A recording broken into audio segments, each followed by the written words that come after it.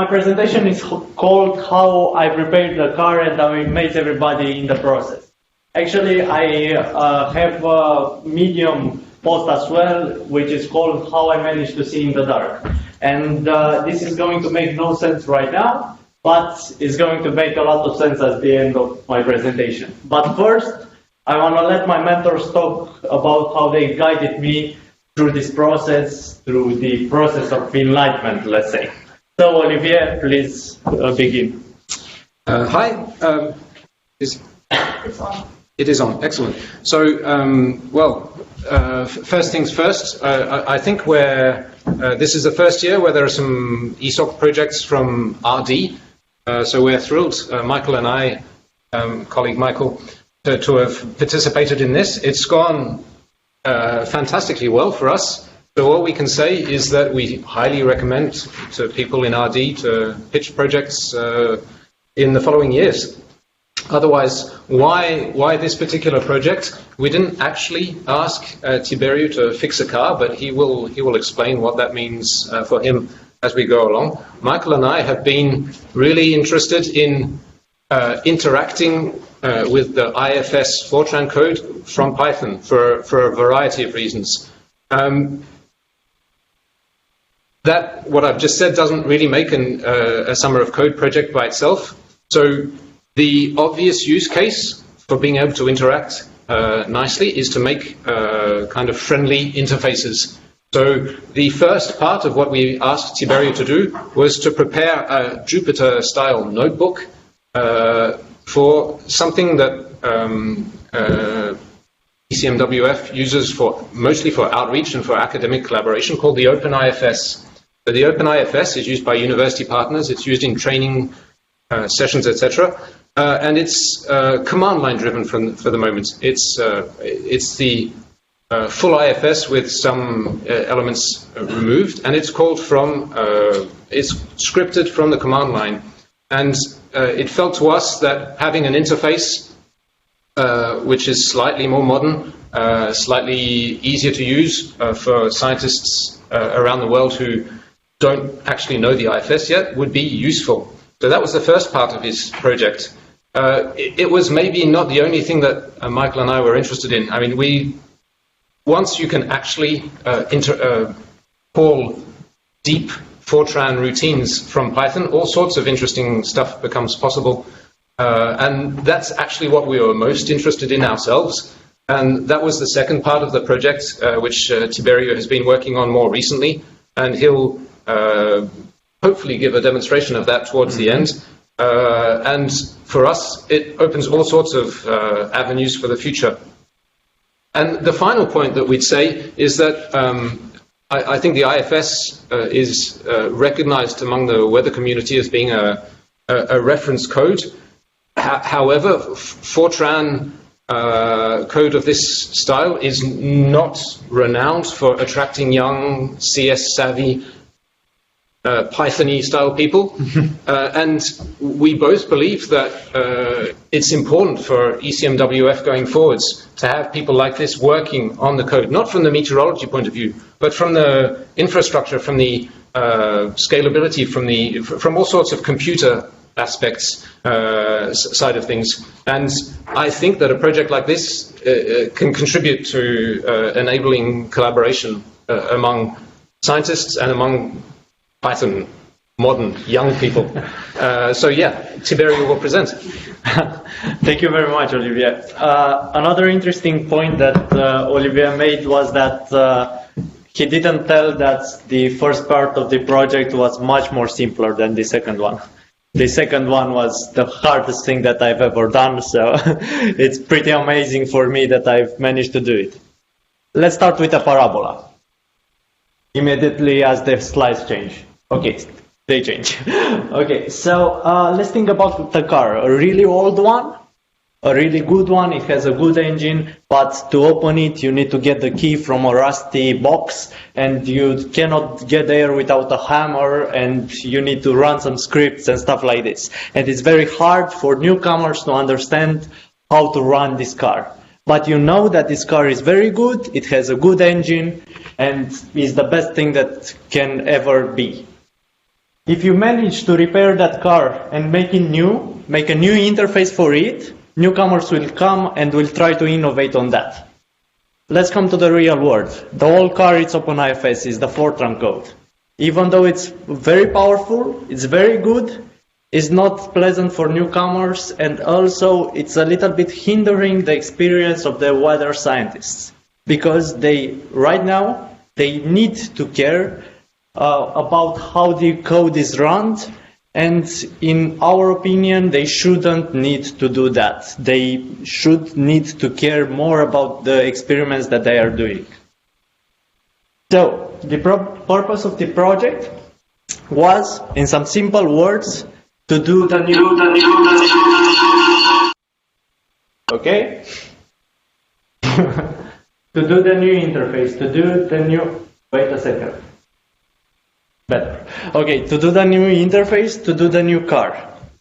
In the old days, you would have to set every environment variable, you'd have to run some scripts, you'd have to get the Fortran libraries to set the right paths, and so on. Right now, with the new Jupyter notebook that I've made, everything can be run from a very beautiful interface, and also the Jupyter notebook can be Dockerized and used on the server, and you not have to care about your operating systems or the interface that you are using. The roadmap of our project, slides will change. The roadmap of our project was not straight. It was like the roadmap to success. I think the slides will change eventually, so. We didn't really know how to get there, how to get to the end of the project, the second part mostly, because it has not been done with OpenIFS, and the code is very complicated. For example, Fortran has some quirks. Fortran has some very interesting stuff that it's using, and we need to find interesting and elaborative ways of keeping these quirks, but avoiding fails that come with the Fortran code. For example, segmentation faults. There was a really interesting time where I was running some Python code, and it gave me segmentation fault, and I was just happy for the first time that I was happy about a segmentation fault. Because something was working, and it meant that the Fortran code was going to be accessed. Why is this project relevant? Firstly, it brought the scientific community, the weather community, closer to the programming community. Then the code can be easily extensible. You can write new plots, new ways of plotting. Right now, the OpenIFS community uses just some netcdf file readers, but we can use NumPy, and there you can have almost all possibilities of plotting the data. Also, I dream of a future where everybody can try OpenIFS. But this is going to be much further than this. Right now, they can see the result of the notebook on GitHub. Also, with the Dockerized environment that I've talked in the beginning, it means that you can get a tablet, not even a laptop, and just run the OpenIFS there. You don't really need to care about having a really powerful computer. Let's go into a bit of statistics. The slides change.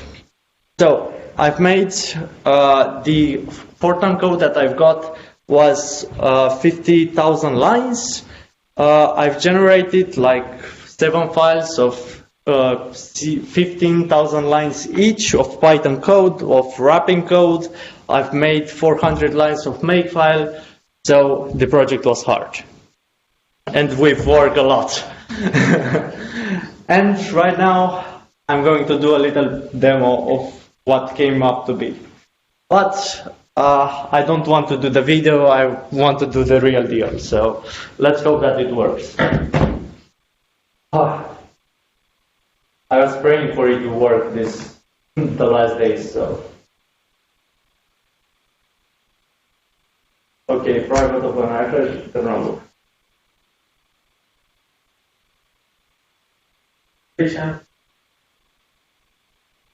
Okay, so the project is already built. Because the build time takes a lot of time, this is just compiling the sources, it's not running the model.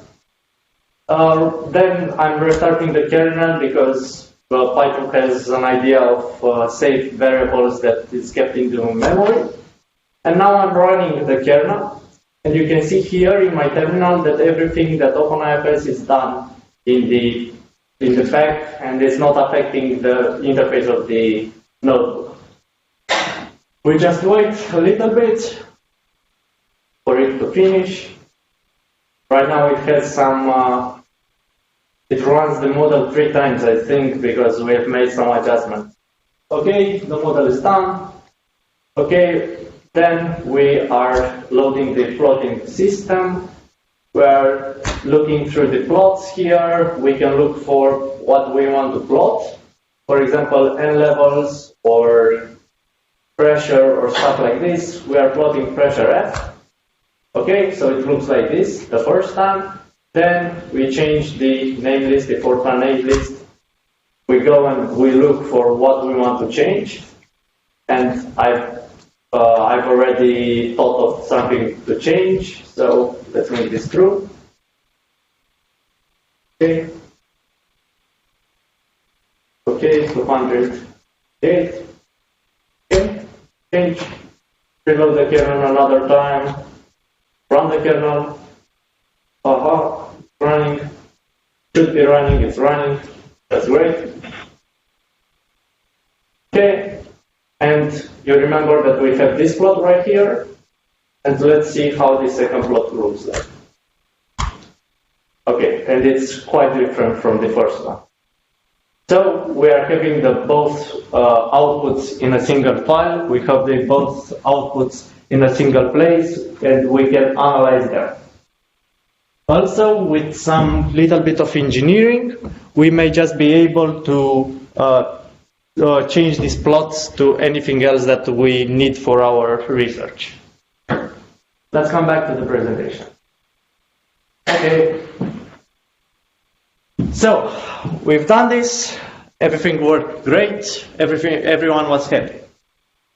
But we have not stopped there. There is a famous painting from Goya, which is entitled "The Sleep of Reason Produces Monsters." And this is what we thought, because we thought that it's not enough, that everything that we've done is not enough to show that interfacing Fortran with Python, it's a good idea. So, if the slides change, and they will change, I believe in them. Okay, so we wanted to cut the running time of the model shorter, and also we want to make the model more flexible, to let the users the slides change. To let the users run what they want, to let them plot the informations how they want them to be plotted. So, we've switched our approach from just calling a single file to calling each subroutine individually. And this was really hard. We've managed to break through like 3 days ago or so. So I'm really happy about this. But why would we want to do this? Okay, flexibility, okay, let the users do it, okay, show the users that I know Python. But this is going to bring more new people into this project. This is going to let the people hack in a good way, to hack the project and to make it their own, and to let the scientists use what they really need. And now let's do the final result. Here is just demo that I'm doing on my computer. Okay. So, can everybody see this?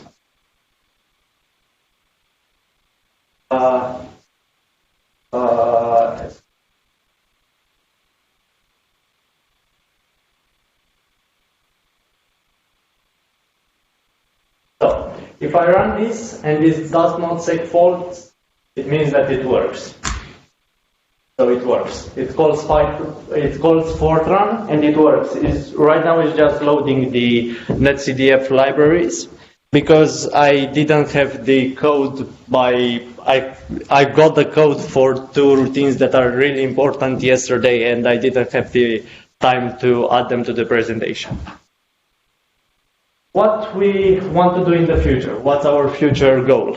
We want to make the Dockerized environment. We want to make all of the types from OpenIFS to make them changeable from Python. Also, we thought about making a prettier graphical interface for changing each name list and changing the Fortran values in time. We actually cut the time for the compilation. That's pretty amazing for me because without setting up everything from the start and just running the model at the end, we cut the time for run in half. So this is pretty amazing in my opinion. And it's going to make scientists not concerned so much about how the code is written, about the engineering aspect, and more about the weather aspect, more about what they need to do to understand that data.